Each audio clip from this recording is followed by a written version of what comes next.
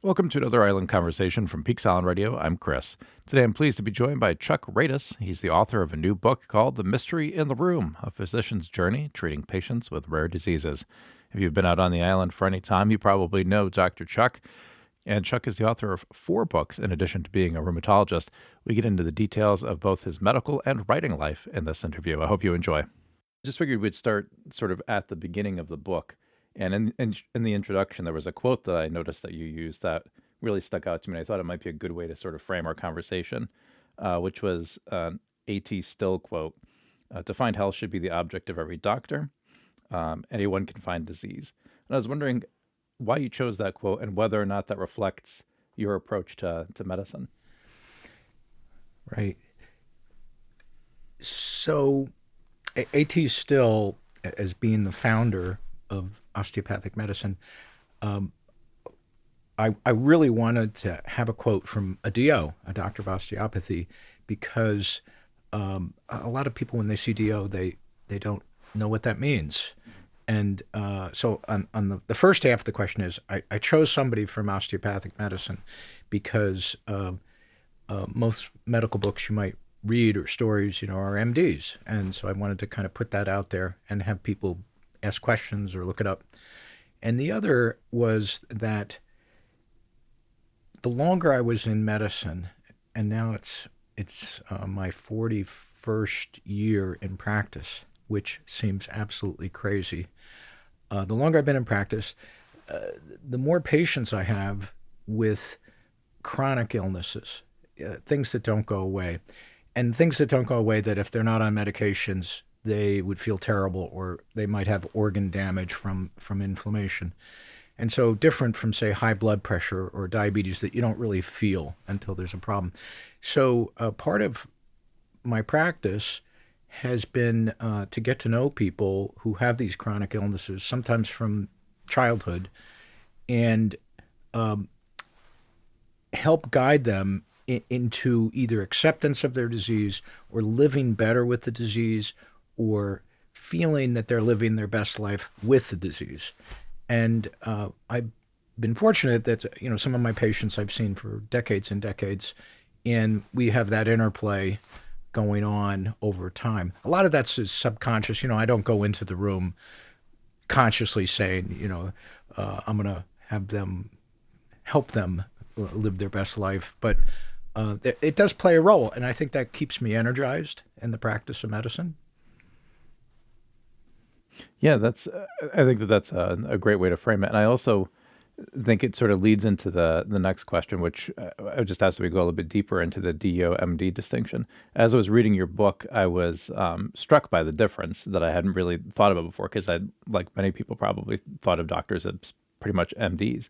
And I thought it'd be great if we could talk a little bit about that distinction and about your sort of chosen specialty in that area, which is rheumatology, because I feel like my assumption is if people have a chronic illness, if they've got something where they need to see you, they know what a rheumatologist is. But for many of us who are sort of lucky to not have that sort of chronic disease, we might have heard of rheumatology, but not really know like what it is that a rheumatologist does. Sure. So the difference is easiest to feel in primary care, where during our 4 years of medical school, there are classes in osteopathic manipulative medicine. And so DOs come out of medical school having a sense of what kind of things can respond or what areas it's an adjunct in treatment, not just, say, for bad backs, but a number of other things. And in primary care, many DOs blend that into their practice. So for instance, if you not only have a bad back, they might treat you similar to what people think of as a chiropractor. But if, say, you had pneumonia, they might do some soft tissue work on the chest and help expansion of the lungs and help with clearing of secretions, along with antibiotics. And so they would have that adjunct. And the philosophy of primary care and the interconnectedness of everything in the body does follow through into people who go into specialties. And part of that is when you enter DO medical school, it's kind of assumed you're going to go into primary care, as many do. And so even in people who go on to specialize, like I did in rheumatology and clinical immunology, you have this generalist background, kind of trying to see the whole picture. And although I was in a practice with four other MD rheumatologists for years and years, the most patients would never know the difference in treatment. Like, it's not like I would give someone a different medication or I'd have a different approach. And on a personal level, I'm not someone who was particularly gifted in manipulation, and so I don't use that generally as part of as my practice. But I still try to see kind of the whole picture with people. Interestingly, even though osteopathic medicine was comprised a tiny sliver of the whole overall physician numbers, now it's almost 1 in 3 medical students are in a DO medical school. Wow. And so there are many medical schools that DO medical schools tend to be in smaller metropolitan areas. They may be in rural states where people in their legislature, say in West Virginia, realize, we really need to have primary care people. Let's support the DO medical school, and they become part of the state medical school system. Michigan, it's part of the state medical system. New Jersey, it's part of the state medical system. And so for reasons are unclear to me, osteopathic medicine has grown tremendously in the last 30 or 40 years. And having said that, this is not a distinction. Say you go to a DO neurosurgeon, and there's a number of them in the state here and in other big medical centers. Their approach would likely be exactly the same. You wouldn't be able to tell the difference. It's just that their original training in medical school kind of hopefully entrenched a philosophy of care that carries over, even though the rest of their training, like mine, eventually at University of Pittsburgh, I was the only DO in the department. And, it wasn't like I was trained by other DOs. So it becomes like a hybrid thing. Sorry for, taking so much time, but it's kind of a complicated topic. Yeah. No, frankly, I find it fascinating. That's why I had asked, I had really wanted to go in depth. And actually, I want to just sort of throw out a question that I had that you may or may not be willing to or have the answer for, just based on what you said about not quite knowing why this trend has happened. But in reading your book, I had read about your dad and how you thought that he was sort of emblematic of a lot of his generation of people that thought that science was the answer to the world's problems in a lot of ways. And I think we're living in a time, and I'm sure you've lived through it, where people have turned a little away from that towards thinking more holistically. And I wonder if you think that a DO program might answer that sort of need or that question that people have about like a holistic approach, whether it's something that's maybe a little more far afield, like traditional Chinese medicine, let's say, or just, going to your primary care and instead of it just being an antibiotic, being an antibiotic plus. Right. It's complicated. And even my own thoughts on it are complicated because I've always been evidence-based in my approach to medicine. And day in and day out, I'm faced with the dilemma of having patients who are on many, many supplements and may or may not be open to taking usual treatments that have a better chance of putting their disease in remission. So I tend to, in my conversations with patients, and perhaps this is true with DOs, I'm very open to patients doing both. I'm very open to patients doing both, particularly if some of it's evidence-based. So a lot of supplements now have studies, showing that they can be effective for certain types of inflammation. So fish oil has lots of evidence showing it's a mild anti-inflammatory. Not enough usually to make a critical difference in most of these long-term diseases. But then there's another group of supplements that are basically part of the business of supplements. They've been studied. There are studies showing they don't work, and yet because advertisements are so effective, there's a big market, and people come out on 6 or 8 of these supplements that adds up in price. Then there's a third group where it's kind of by word of mouth. This seems to be helpful. There's not many studies one way or the other. And as long as they seem to be neutral in terms of interactions with medications, certainly open to that. Sometimes I lock horns with patients, because of the sense that they want to manage their symptoms with natural treatments, when my experience over a long period of time tells me, because of the parameters of their disease, and that they're not going to do well. And, ultimately that sometimes is a tough partnership. Yeah, and that actually I think is a good sort of gateway into talking about some of the types of chronic disease that you discuss in the book. I'm hoping to take this conversation in a couple of directions, but we'll start with the more medical piece. Sure. You start with a story about a young middle school student who wound up having lupus, and sort of the path to finding out that child had lupus. And I wonder, for something like that, do you find now maybe more resistance than you had in that early encounter with somebody to taking medicine? Like, would there be parents today who'd be like, oh, no, you're not giving my kid prednisone, for example. I want them to take, fill in the supplement of the day that's being hawked by people. Yeah. It depends. So certainly there are families, and the mom and dad would be very much influential, and obviously in the kind of approach you would have to take with that. But in severe forms of these diseases, it's often easier working with patients.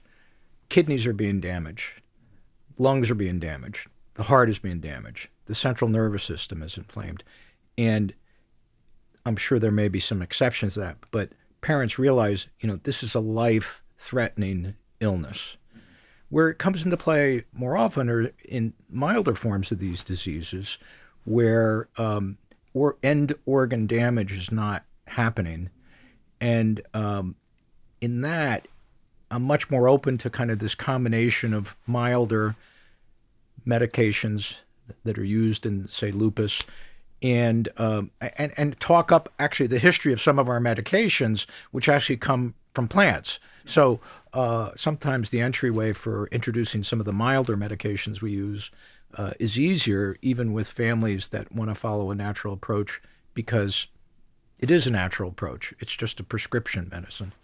One of the things I appreciated about the stories that you told was the history that you gave of some of these medications, and it sounds like some of them come from natural sources. And then I was also interested to see that some of them were not actually designed for many of the diseases that you wound up finding them to be, well, you and other people who practice rheumatology found them being effective for. And I wonder, how does that happen? How did they come to the conclusion that this thing that was used to try to prevent malaria, for example, winds up working in, treating this sort of autoimmune disease? Yeah, I think each of these medications has a distinct history.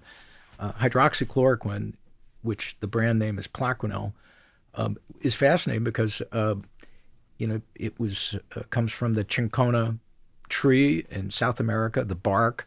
It was discovered, in the Middle Ages, in the late Middle Ages, to be helpful in preventing or managing malaria. And then the connection into rheumatology and immunologic diseases came during World War II, when soldiers were given prevention doses of this medicine when they were in the South Pacific, where malaria was highly endemic. And some of those, mostly males in the military who were given the medicine, also had rheumatoid arthritis or lupus or some of the other inflammation conditions we treat. And they were improved. They weren't cured, so when they came off the medicine, they got worse again.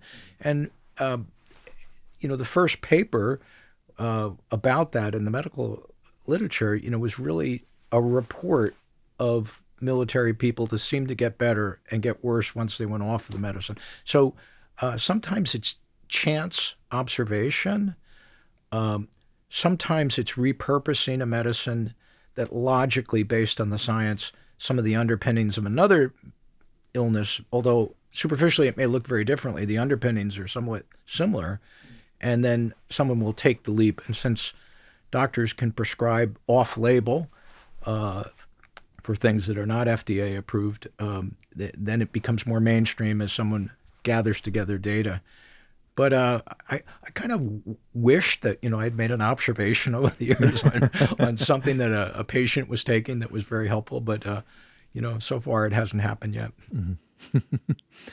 Yeah, I still find that fascinating, though, and it's neat to hear both about the connections that are just sort of observational, right? Like the soldiers reporting, feeling better, but then also, like you said, like looking at the underpinnings. I think that must be very rewarding. Kind of like you say, like you wish you had sort of made that connection. I feel like it must be very rewarding to be able to look at a patient's health profile or like the symptoms that they're coming in with, and connect those dots. And that's kind of the underpinning of your book, which is a life spent in medicine connecting dots to figure out how to make people well. And I'm wondering, because you did talk about a lot of your life in addition to medicine, is that something that you enjoy? Do you like sort of putting pieces together, making connections? Does that come naturally to you? It doesn't. I have no idea where it came from. It's really, I don't particularly like doing crossword puzzles or those board game puzzles, putting up on the wall. It's it's something that happened very early. When I became interested in medicine, I became really interested and focused more on rare diseases, and it's, I think, an internal room inside my brain that accumulates those puzzles that doesn't interact with an interest in figuring out game puzzles, or even being a sleuth and figuring out why or where the leak in the faucet is coming from. I'm terrible at that. Luckily, I have a wife, Sandy, who was in the trades after she was a marriage counselor, and she's much more logical and kind of solving everyday difficulties. So, If you had to sort of guess, where do you think that spark or that interest came from? I know that you talked about it being from a course that you had taken and sort of being lit up by it, but do you remember specifically like what that spark was or what sort of carried you through? yeah, I suspect a lot of it came from my father, who passed away when I was quite young, and I didn't really get a chance as an adult to understand him. But from what I understand, he he was a data kind of guy. He accumulated a lot of data in chemistry and put it into practical use. And so I suspect my mind operates a little more similar to his mind in that part of his brain that perhaps accumulated information and was able to synthesize it into solutions. Um, spent my whole life trying to figure out a little more about him, and it's kind of a mystery still. Probably that's just as well that it remains as a mystery. So, Yeah, that's actually a good bridge to talking about why you wrote the book and just sort of the writing part of this as opposed to the medical part of it. As I was reading, I was struck by a couple of things. One, it is a nice sort of memoir in some ways of your career, but I think that you grapple with things in a way that not necessarily every memoir does, including things like, gee, here were these situations in my life that were challenging, like a parent passing early, grappling with the quirks of growing up in your teenage years, maybe without a parent, and also, noticing that you've got some I think you'd call it like memory or forgetfulness issues and things like that. So I found it really engaging. And then I also thought like, wow, like when you think about people on the island who might pick this up, it might be people that know you and that are friends with you, might be people who care about medicine. But I feel like a lot of people, say my age, like early 40s, would benefit from it just in the way that you would benefit from talking to him and just hearing about your life experience while we're going through perhaps similar things to what you had gone through. Did you write it in a way to sort of help yourself process that or to intentionally help others process that? Yeah, let me answer that a little bit in a roundabout way. Um, Even though this is my fourth book, I wrote it first, and it was based on published essays about diseases in rheumatology journals. So it was kind of like a guest story in a journal. And I accumulated a bunch of those stories between 2014 and 2019 and put them together in a book. Tried to get an agent interested. She said, I don't think I can sell this. Do you have anything else? And I was also writing at the same time, Go by Boat, about primary care out here in on Peaks Island. And so I put that aside. She took that. She took the other books later on. She's now retired. But I kept coming back to this book because my first attempt at it was a failure. I mean, not only couldn't I attract an agent with it, but it didn't blend together. And so ultimately, I found the more I opened up about how I was approaching these problems and gave more information about who I was and more interplay between the patient and I during visits, I think the more interesting it became, say, for a general reader. And I also then got lots of advice uh, on eliminating complicated medical passages that were in the original essays. Slash this, get rid of this. That's too much medical terminology. It slows down the narrative. So actually, with this book, I had a lot of more formal help in pace and trying to keep it interesting for an average reader who might not have a deep medical vocabulary. And so I don't know if that's exactly answering your question, but um, it was important for me to write this book as a way of people understanding really what goes on with the doctor while they're sitting hour and hour, hour after hour with different patients, and what are they thinking, and does their mind ever drift? Are they ever resentful? Are they ever unengaged? And so I tried to, as I've gotten older, a little bit more frank about what goes on in a doctor's mind, month after month and year after year. Yeah, yeah, I felt that it was a very human read, and just the way you're describing. One of the things that I connected to because of my work too, which comes with its own kind of stress, was the sort of dichotomy between moments where you're with a colleague and you're like both teasing each other, right? Like about mismatching socks or a stain or something. But then something serious happens and boom, you're right there sort of focused on this, you know, particular problem that's become really acute that like needs attention now. And I'm wondering, is that a way that you intentionally managed those stressful moments, or did that just sort of naturally arise? Like, having that sort of balance or that release valve. Um, I never thought of it as a release valve. I, until a certain age, was much more absent-minded and disconnected, say, to classroom routines.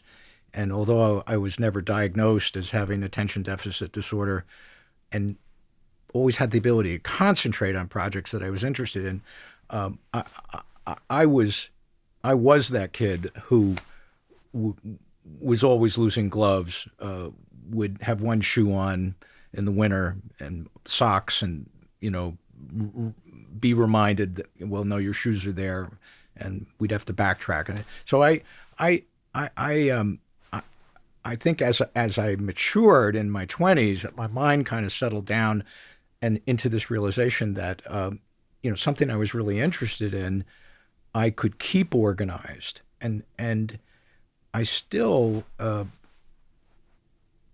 think that I'm very lucky to have found a career in which kind of dovetailed with the need to keep a lot straight in your head about a certain area, even while the rest of my life was pretty chaotic in terms of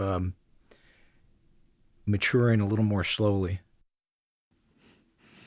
Yeah, that makes a lot of sense. And I think in some ways that relates to the idea of being human, right? Like there's a point where you talk about a doctor and you who are joking about, I think, your beard after you'd come off of a trail walk.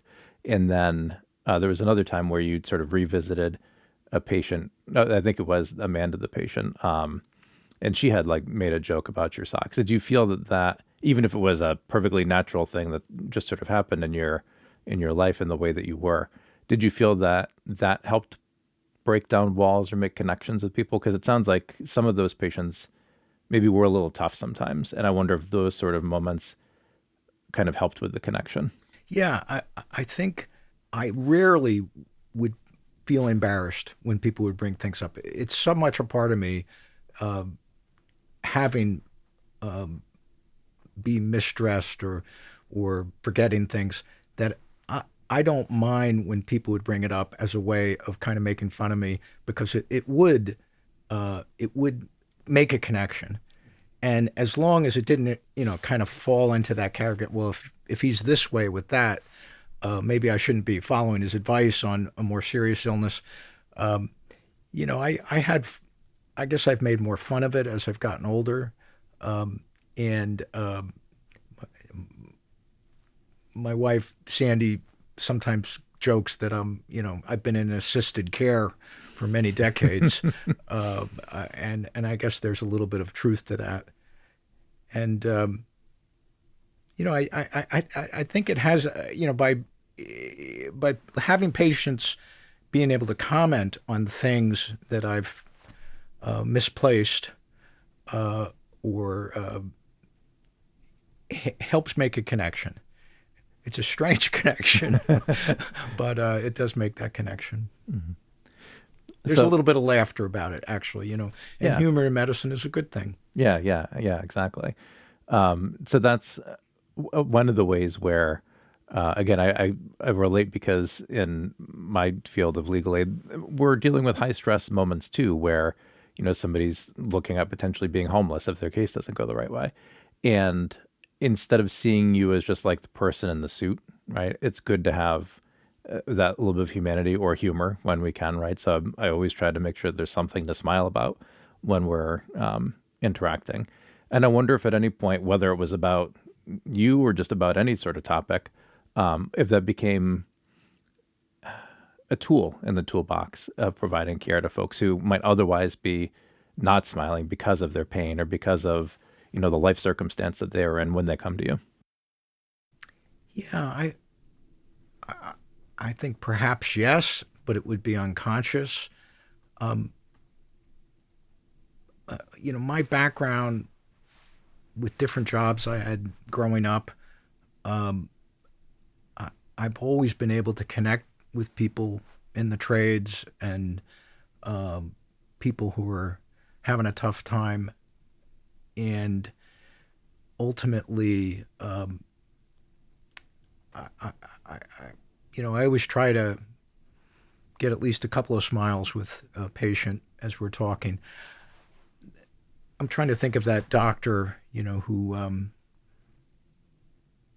all about laughter in medicine. Um, it doesn't feed into that so much because I think he went overboard with, laughter as therapy and substituting for long-term care. So, to be honest, a lot of the things that happen to people over decades are really rough, and having somebody, who's been steady in that can be really helpful. Yeah, understood. So, in terms of, and I know that we were sort of jumping back and forth between the medicine angle and the writing angle. In terms of the writing of this book, you had talked about how you've written four and this one came first. It feels like the pacing and the tone is different than, say, Go by Boat, and certainly than the John Jenkins book. Those are the other two of yours that I've read. And I wonder if, as you were working on it and doing the revisions and making it more into that narrative, if you had to approach it differently in order to keep the suspense, I guess, or maybe the mystery element that you were trying to convey in terms of discovering what someone's ultimate diagnosis wound up being, because some of them read kind of like a thriller in some ways, like, oh my gosh, this person's, really suffering, you're doing these diagnoses, you're trying to figure out what it is. And I wonder if in the writing of it, you had to consciously do things differently than you did for, say, Go by Boat.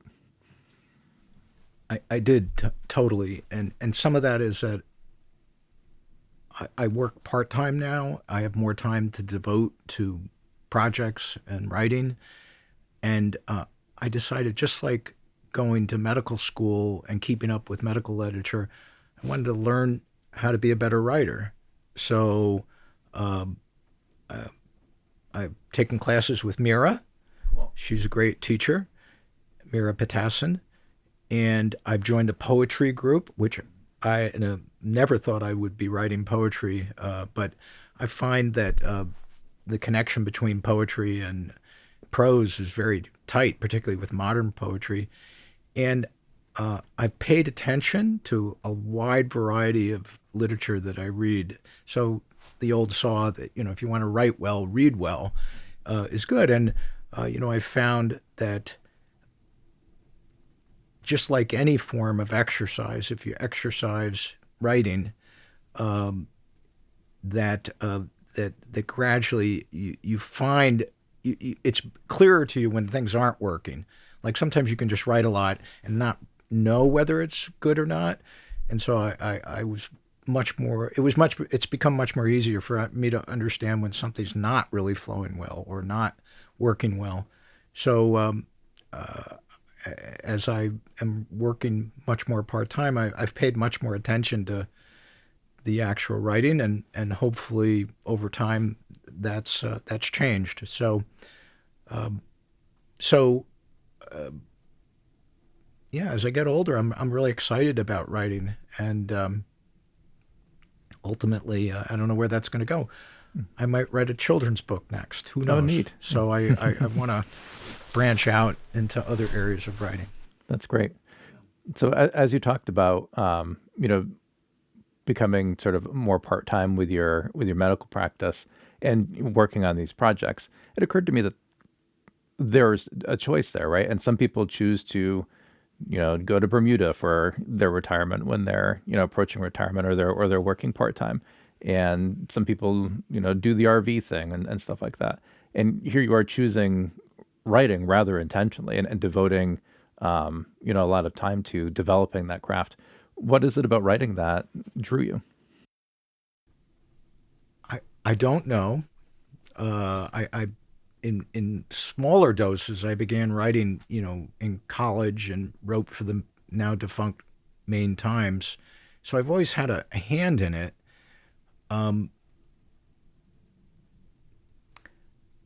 In my writing, I know, if I don't write a children's book and I continue to write on medical themes, it continues to be important for me to be practicing still. So for the last 10 years, I go up to Ellsworth, and I don't practice locally here anymore. I practice 1 week a month at a small hospital up in Ellsworth, just in rheumatology. So I'm finding that I can manage that as I get older, whereas I couldn't have managed a full-time practice and done any writing as I got older. There's just too much. So the two continue to be really satisfying. And in Maine, the amazing thing is that we have a history of older rheumatologists still practicing part-time. So a number of them practiced into their 80s, and still and provided services to rural areas, which is ostensibly that's what I'm doing. And up near Ellsworth, we draw all the way up to the Canadian border.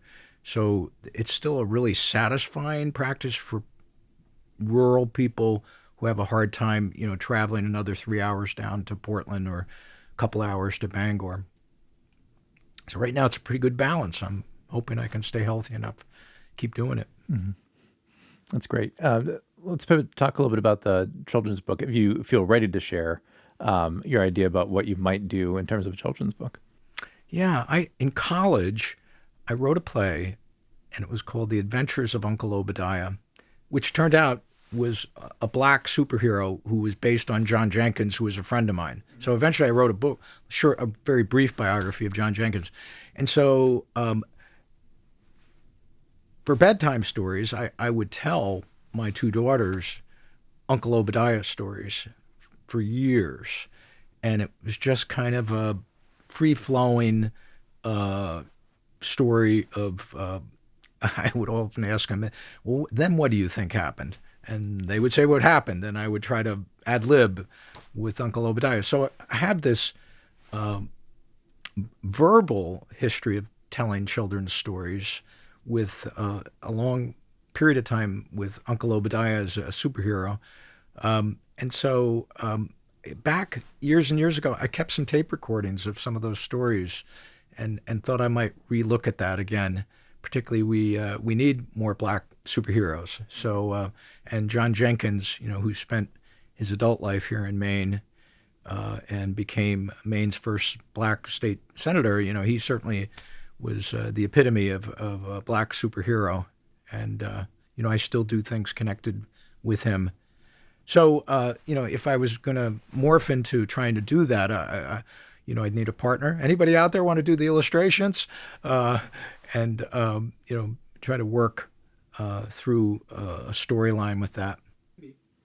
That's super. What a great concept too. I love that it comes from, at least in part, raising your own kids. I think that's really great. They were a tough audience. Yeah, I had to be very imaginative to keep their attention. So, it's been a part that I miss from their childhood. That was a lot of fun bedtime stories. Mm-hmm. Have you continued the saga with your grandkids? It's a little different. They have not connected up with Uncle Obadiah, but they like to listen and for me to ad lib about stories that they're reading already. Mm-hmm. Sometimes I think I can be a little irritating at bedtime, but so I try to, they're different than their parents, so and also younger. So, mm-hmm. As you think about the story that you've told, and sorry to pivot back again, as you think about the story that you've told in this book, I can imagine a couple of different audiences, right? You talk about writing for a general audience, but I can imagine a couple of different audiences. One being people who are on the island who know you and who engage with you on a daily basis. I can think about people who are rheumatologists who maybe want to connect with somebody's own sort of history of working in the field. And then I can also think about people who experience chronic illness. And when I think about that, I'm certain that there's people on the island, just because of, statistics, that have even mild cases of some of these diseases. And if that's the case, what are you hoping that somebody who reads this, who maybe connects on that patient level, takes away from this? My hope would be that someone who has one of these diseases and happens to get connected to the book will look at it very differently than, there's a market for how to manage your autoimmune diseases. There's like best 10 treatments for rheumatoid arthritis. And, if you ever were interested in looking at the market on how to manage your autoimmune disease, they're like cookbooks, but they're not personal stories, and they don't tell much about the patients, and they don't follow people over years and years as their disease changes. So my book, I would hope, might be instructive to people who are not looking for top 10 ways to treat your lupus or Takayusu's aortitis or retroperitoneal fibrosis or polyangiitis with granulomatosis. Those are weird things that nobody ever thinks they're ever going to get. But people do get those diseases, and when they get it, they have to manage their body and their thoughts and their attitude over decades and decades. So this is a little bit of a guidebook on how to adapt and accept illness, and it doesn't touch on miracle cures. And so it is a little different than what's out there in terms of It's not a medical help self help book. So I'm hoping it can find itself into hands of people like that. That would be a lot of fun to know that it had expanded into that area. So Yeah, and I think that there's a real deep need, right? Because I think you're talking about, top 10 cures for this specific type of, or this specific set of people. But I feel like in the culture, there's a lot of that stuff right now, right? Top 10 ways to make sure you don't get dementia, top 10 ways to do this, to do that. And I think we do lose some of the human. And that's the thing that I really liked about your story was, A, the way that you followed people over the course of their treatment. Like you wind up seeing, you know, after the person's diagnosed and how they were when they were acute, coming back, and sometimes being feisty about whether or not they need to continue certain treatments or whatnot. But just seeing that human element, both of you, like you talked about before, and then also the person who's suffering from the ailment and how their mindset changes in addition to their physical symptoms. yeah, I'm so impressed in general with how people adapt, and more often than not, um, are able to live a good life in spite of. And part of that is just how good the treatments are these days. I mean, it's a lot easier to live your best lived life if you're taking medications that can either put some of these conditions in remission or improve them greatly. I bridged the time. It was during my early years in the 40s, 40 years ago, where we were still using gold for the treatment of rheumatoid arthritis. People would get a gold injection every week and then eventually every month. It was a toxic drug. It did work for some people, in a way as a mild poison on the immune system that allowed people occasionally to go in remission, but not often. We see the remnants of those years in patients with rheumatoid arthritis in particular, where people would have deformities and joint replacements. And geez, it's tough to live a good life. Although, it's amazing how some people adapt to limitations. And so, I'm,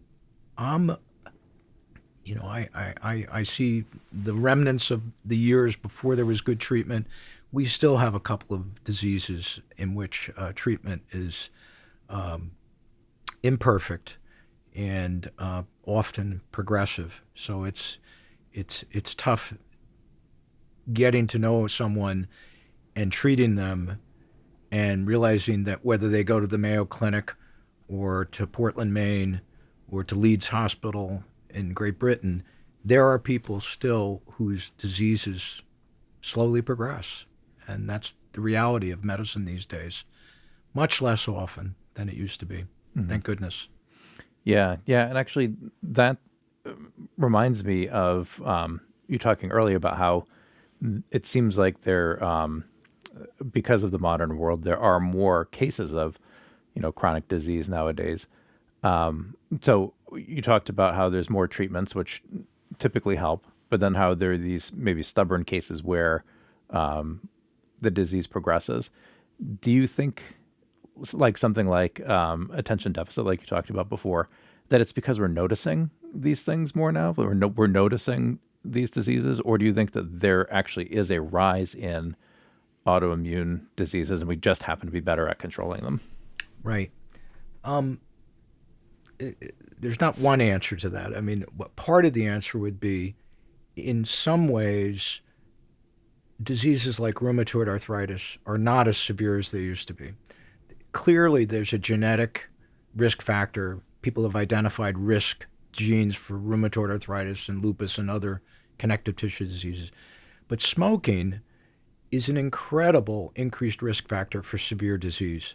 Not just because people may not tolerate medicines if they smoke heavily, but it just changes the immune system. So while we, commonly think of smoking as bad for the heart and increasing the risk of cancer, in my diseases, smoking and the fact that the percentage of adults who smoke or smoke heavily is much smaller than 20, 30 years ago, has led to a number of studies showing that rheumatoid arthritis in general is milder than it used to be.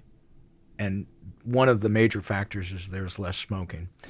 There are pockets of patients with some of my diseases that seem to be connected to toxic environments. And so even though they're rare, the risk for getting them after certain environmental tragedies seems to be higher. So a fair amount has been written about, the increased risk of certain connective tissue diseases. But what isn't written as much for the public to know is that in some cases they're milder because in general, people are taking better care of themselves than they were 40, 50 years ago. So it's a mixed bag there. And in general, I find people much more open to reducing their risk. The toughest patients I have are people who are hopelessly addicted to smoking, have diabetes, have lots of other problems, and they get one of my diseases. It's really hard for them to safely take the medications that they should. So those are tough scenarios. That is tough. Yeah. And I know we're approaching the time to wrap up, but if you could, when you are faced with a patient like that who is having a really hard time coming to terms with changing their lifestyle, what, if anything, tends to work with folks like that? Sometimes you can't help people. They're not ready to quit smoking. Their life may be chaotic. They've been deeply wounded emotionally, and the smoking kind of helps them cope, just like alcohol can help people cope. Even though I try to develop a good, deep interaction with my patients over time, in reality, I'm seeing them early on once a week or once a month, and later less than that. My influence on patient behavior is pretty limited. From time to time, I'll bring in a patient who's done well. Is it okay if this person calls you, who is either taking the same medicine or is going through things or went through things that you're going through? So I think getting advocacy from someone in a similar situation that you can draw on, which I've done over the years from time to time, when both the patient and another patient are open to it, can sometimes have a more powerful effect on behavior than my connection to the patient, which is not that often. Yeah. That's great. Yeah, that's another, I think, thread of that theme of, the human being important, right? And coming at it from a different angle, right? Maybe it's not your human connection with the patient, but that's still human-to-human contact about, hey, I know what you're going through. I've experienced it too, and here's how it's impacted me. Yeah, I wish just with a simple conversation I could convince people to change habits. And sometimes that happens. Sometimes people, either on their own or with a friend or a spouse, they're kind of all of a sudden having that aha moment, because with my diseases often being so chronic, having lifestyles that are so unhealthy really means that we're going to be dealing with infectious complications and side effects, and people won't be able to stay on the best kind of treatment. So I will want to wrap up on a sort of more like culminating question and a hopefully a more positive note. Towards the end of your book, you talk about evolving a philosophy of shared decision making with patients. And one of the things that we've kind of touched on in this conversation is the idea that there's so much out there now, right? And sometimes those things are driven by capitalism and by advertisements. Some of them are driven by, traditional approaches to things. And some of them are driven by Dr. Google, right? Like I'm sure you have people who are like, oh, well, I Googled this and here's what it says. Right. How do you sort of approach that with your philosophy of wanting to include the patient in making decisions when there is just like such an explosion of information out there? I consciously try to understand where a patient is coming from in the first few minutes. I read their notes from their referring doctor and try to get a sense of who they are. And in their patient questionnaire, they usually indicate, if they're drinking much alcohol, if they're smoking, how much smoking, and everything. But I find that getting to know the person in the first few minutes gives me a sense of how likely or what I can do to move them in the right direction. I have patients who I meet who know that they have a condition that maybe short term they're going to need to be on prednisone, and I try to bond them on that. Say, you know what, I don't like prednisone either. I think it has a lot of side effects when people take it long term, but the goal here is to kind of reset things to get you feeling better, and implement another medicine that can allow us to take the place of prednisone over time. And so I maybe because I've been doing this now over 40 years, I really try to get a sense of who the person is in that first 5 minutes. Maybe ask them if they're retired. What kind of work did you do? Get them talking about some of the things they're proud of. And I find people talk about the magic moment, that, in that first 5 or 10 minutes, how much information the physician can get from a patient. But when it's really measured in studies, most doctors tend to cut people off very quickly and don't really get enough of a grasp of who that person really is. Sometimes I don't get a grasp of who the person is that first visit. People are very self-contained, and it takes time. And eventually, say in the third or fourth visit, I find out something like, oh, now I get that. Your grandfather had rheumatoid arthritis and died of complications from the medicines. That's why you don't want to take this medicine. Okay, well, the medicines are different. We're not giving those medicines, but it's important to keep an open mind to barriers to treatment and to respect people's decisions. I've at times have to say, well, I guess we're at an impasse. I believe you have this. It's a serious illness. I know right now you're not ready to take this, or that, and I'll make an appointment for you next month. And if you want to talk about this more, please come. But if you feel that you just need to go in a different direction, we'll leave the door open. And so sometimes that's the best I can do. And sometimes those people circle back, and sometimes they don't. That sounds like it winds up connecting with lots of people. And it's certainly from the stories in your book, you can tell how much of a connection and how much of a difference that sort of approach has made. So I appreciate you sharing the time with me today. I also appreciate that you put these down in the book. If people are listening to this conversation and they want to purchase your book, what's the best way for them to do that?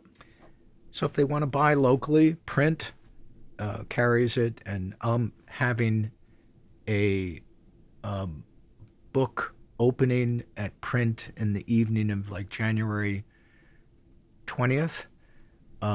None Such Books carries it. Gulf of Maine carries it in terms of private ones. But then all of the bigger, Books A Million, Amazon, they carry this book also. So, and it comes as a Kindle, apparently. So fabulous. That for those people who love Kindles. Mm-hmm.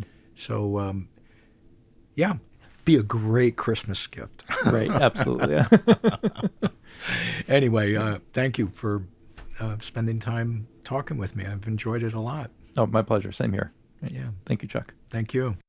Thanks for listening to this conversation from Peak Silent Radio. If you like what you heard, please go to peaksilentradio.com, where you can sign up for our email list and receive all these episodes as they come out, or you can subscribe in your favorite podcast player.